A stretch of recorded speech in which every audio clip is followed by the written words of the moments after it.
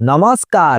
টি-20 বিশ্বকাপের বয়কটের হুমকি দিয়ে ক্রিকেট বিশ্বে ঝড় তুলেছে পাকিস্তান। পিসিবির চেয়ারম্যান মহন সিং নকভি সরাসরি বলেছিলেন, বাংলাদেশের সঙ্গে অন্যায় হলে পাকিস্তানও বিশ্বকাপ খেলবেন না। কিন্তু সেই হুমকির মধ্যে সামনে এলো একটি বড় খবর, যা পুরো ছবিটা বদলে দিতে পারে। কারণ পাকিস্তানের দলের জন্য ইতিমধ্যে বিমানের টিকিট বুক করা হচ্ছে।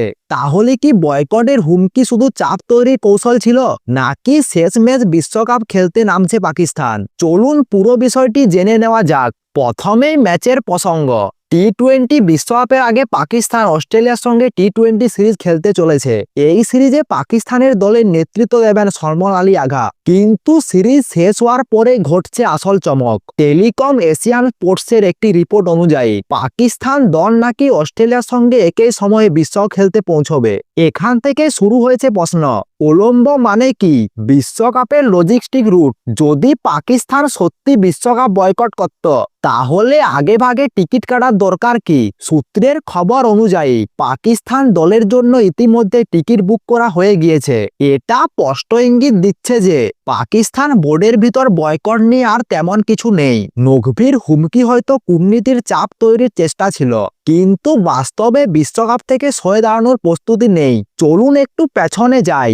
বাংলাদেশকে বিশ্বকাপ থেকে বাদ দেওয়ার ঘটনায় সব থেকে জোরালো প্রতিবাদ করেছিল পাকিস্তান। পিসিবির চেয়ারম্যান মহন সিং নকভি বলেছিলেন, বাংলাদেশের সঙ্গে অন্যায় হয়েছে, পাকিস্তান তাদের পাশে থাকবে, প্রয়োজনে আমরাও বিশ্বকাপ বয়কট করব।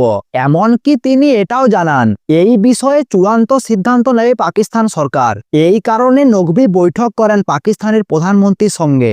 বৈঠকের পর নকভি জানিয়েছিলেন, শুক্রবার বা সোমবারের মধ্যে সিদ্ধান্ত জানানো হবে। কিন্তু সরকারের সিদ্ধান্ত জানানোর আগেই টিকিট বুকিং এর খবর সামনে আসছে। সব থেকে গুরুত্বপূর্ণ তথ্য এখানেই। জানা যাচ্ছে, নিজেদের দেশে বয়কটের প্রশ্নে খুব একটা সমর্থন পাচ্ছে না মহন সিং নকভি। নকভি নাকি পরামর্শ নিয়েছেন পাকিস্তানের সামরিক বাহিনীর কাছে, পিসিবির প্রাক্তন চেয়ারম্যানের কাছে এবং প্রাক্তন অধিনায়ক এবং বোর্ড প্রধানের কাছে। প্রত্যেকে পাকিস্তানকে বিশ্বকাপ খেলতে পাঠানোর পক্ষে মত দিয়েছেন।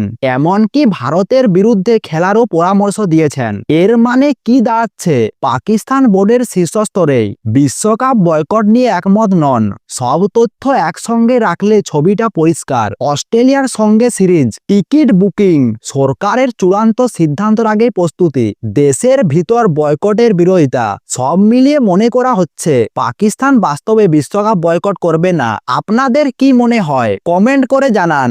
আর ভিডিওটি ভালো লাগলে ভিডিওটি লাইক দিয়ে চ্যানেলটি সাবস্ক্রাইব করে দিন।